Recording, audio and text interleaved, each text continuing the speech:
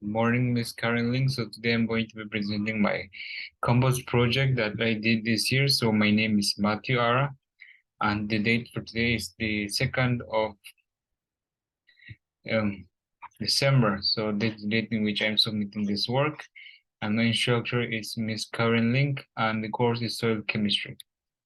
So these are the things we're going to get into in this presentation: the introduction, the chemistry behind composting, the experience, the challenges, things that I learned, the pros and the cons of composting, the common misconceptions, and my conclusion for making this compost. So when it comes to composting, basically composting is the practice of creating partially stabilized, useful organic material that you would use in your plants, for example. So you would mix, you would pile, or otherwise you would store organic materials under conditions conducive of aerobic decomposition and nutrient conservation. So in this case, microorganisms such as bacteria, fungi, actinomycetes, and macroorganisms such as worms, bugs, centipedes, and others in aerobic conditions, meaning that oxygen is present in this environment, they feed on this organic material in order for them to gain energy. And by doing so, they excrete this material and they help in making the compost. And so they excrete this inorganic materials such as carbon, nitrogen, phosphorus, sulfur, and this enriches the soil. And when they die, they add to the organic matter in the compost pile. So these are some of the reactions that occur when you are composting. So as you can see, for example, you would mix things such as fruits, vegetables, other things that you have at home that you would not use otherwise. So these have carbohydrates and proteins, for example. And in this aerobic environment, the aerobes, the microorganisms, they degrade this nutrients into carbon dioxide, water, you get your nitrates, phosphates, and sulfates, and energy for them to use, and also new cells for the regeneration of their bodies. And by them getting energy, they release these nice minerals into the around them. And so, for example, you have a good example of glucose in the presence of oxygen, and these enzymes, these microorganisms, they degrade to carbon dioxide, water, and energy. Also, we have this example in which we get the nitrates being produced at the end. You have your ammonium compounds, your amino acids from proteins, which can be degraded into the final product of nitrates, which are essential in the soil for plant growth and for many uses in the plant. And so there's a good schematic of what is happening. You have your raw organic matter, you have your proteins, your carbohydrates, you have your ash. So all of these together, they make up the compost. So proteins are degraded into the amino acids, and eventually they go through ammonification, and then they become nitrified also in that same environment into the nitrates. You have your carbon dioxide, your waters, and your modified ash. So these together, they make the compost stable organic matter. So this is just basically a good schematic of what happens during composting. So you have your original ingredients, all the pile that you go compiling as you go on, all the garbage of the fruit, the vegetables, or dead leaves that you find outside. Then you have your early stage decomposition, so you will still be able to recognize them. The middle stage decomposition, in which these bacterial microorganisms, they come and they work on degrading these compounds. Then you have your late stage decomposition, your later stage decomposition, and your curing.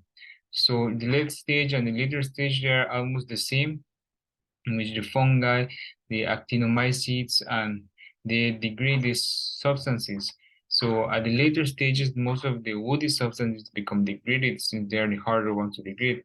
Then the curing is when your compost is actually ready. So you get this rich, dark color of compost.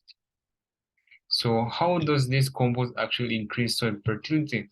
Because that's the main reason why many people create compost, in order to add them to their plants and implement it in agricultural practices. So since this compost is very rich in humus, in these nutrients, for example, you have your humus, your vitamins, your hormones, and plant enzymes in soils. And actually, the compost increase the organic matter in the soil if you add it, and this fuels microbial activity and nutrient cycling. As I mentioned, you have your nutrients being released into this compost, and you get more of your nitrates and your phosphorus that you need for plants to grow. This also helps in killing pathogenic organisms, weeds, and other harmful agents. And this is due to the fact that as you're making your compost, the temperatures they rise at very high temperatures, and this kills off most of the organisms that you will have there. And it acts as a buffer to changes in soil pH also. This compost also can help increase the soil cation exchange capacity and hence the plant nutrient availability such as your carbon, your nitrogen, phosphorus, sulfur, and this due to the fact that it's very rich in humus actually. And so this helps in, it's a very negatively charged particle, and so you can get your nutrients being clinging onto it, and so it's available for the plants in the soil, like near the roots or where you add your compost. Also, it increases microbial diversity. It increases water retention, absorption, drought tolerance, and compost actually loosens the tightly bound particles in clay or silt soil roots so that they can spread. And it helps with water drainage and for air to be able to penetrate into this soil and for better aeration. And here's also why it increases microbial activity. You have a better soil structure for them to thrive. So when it comes to my experience in this compost, let's get right into it. So the first thing that I had to do was to actually collect the materials. I did this with a partner. I did it with Kayla and Join. And so these are the materials that we use. We use plastic bags. We use kitchen scraps such as orange peels, banana skins, the cucumber peels, tomato scraps, sweet pepper, leaves from the yard, potato skin. So anything that we had as not as garbage organic matter, we would compile it into this bag, into this white bag. And then you have fallen leaves from the yard. The, we are more into the material. We use a wood as like, kind of like spoon to mix our compost. And then we use young plants that I will further explain on to test my compost, and then use knives, ruler, tapes.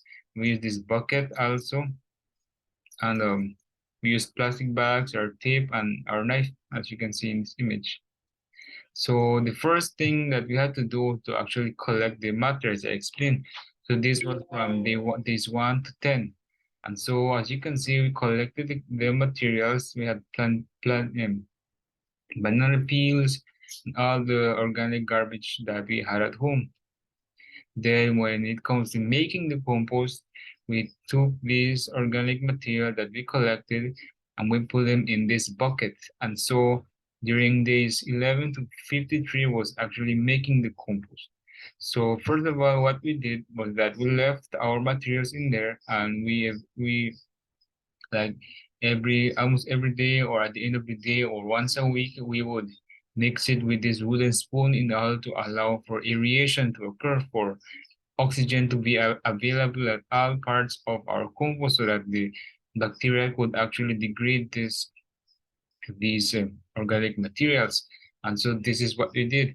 And then after say about 3 or 4 weeks, we covered it and we let it just like that for a good amount of time to allow for the decomposition to occur and for the heat temperatures to make what needed to be done in there. So then this is after we opened it. As you can see, we opened it about like about say for like the 4.5 week, like fifth week.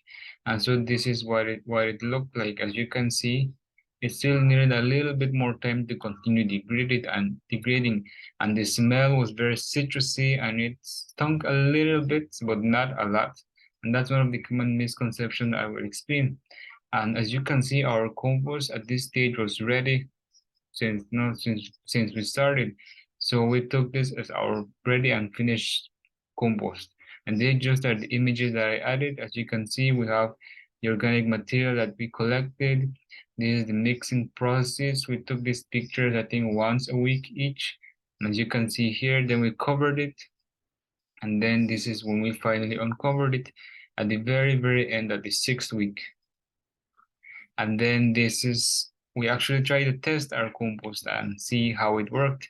And as you can see, the appearance was still not very as one that we would expect, where it's just very dark. But you can see that we added it to our plants and it actually it did work. We added it to these plants, and these were the plants, say about 4 weeks after. As you can see, they bloomed a lot better. These are some other images of the plants that I added around my garden. And no, they flourished compared to what they were before. They got better, they got shinier, and also the plants around them grew a lot more. And this is a way that we knew our compost, in a way it worked, even though it was not perfect, it worked. So the pros and cons when it comes to composting, the pros are that they are an excellent way to recycle waste organic water as it reduces solid waste. It increases the fertility of the soil as it increases the cation exchange capacity, moisture retention, microorganism diversity. It acts as a soil pH buffer. It is actually very easy to make. It's affordable. It prevents soil erosion. It conserves water. It helps with carbon sequestration. It reduces methane emissions, such as the ones in landfills. It protects against certain parasites and diseases, and it's less land usage, so you do not need a lot of land. And then we have the cons. So it can be time consuming and a lot of work because you need to be taking care of your compost and actually mixing it, and that can take some time. You have to be patient with your compost. You won't get a compost in 2 or in 1 week. That's too much. You have to wait and be patient with your compost. Then may develop unpleasant odor, but this would be a sign that you are doing something wrong in your compost. Then it's aesthetically unpleasant, actually, no, because they are degrading and they will not look very pretty. So it requires keen maintenance. It may attract rodents if you leave it just out in the open, and its additional fertilizer may be needed. See, it's not perfectly or as effective as some fertilizers because it was done at home.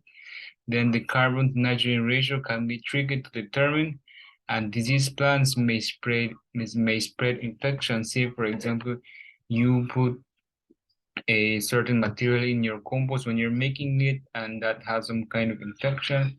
And then when you're done making your compost, you add it to your plants, you can actually spread disease to your plants if you do not are not careful with what you're doing. Then some common misconceptions when it comes to composting is that it smells bad. And as I mentioned, it only smells bad like to extreme measures if you're not doing something right.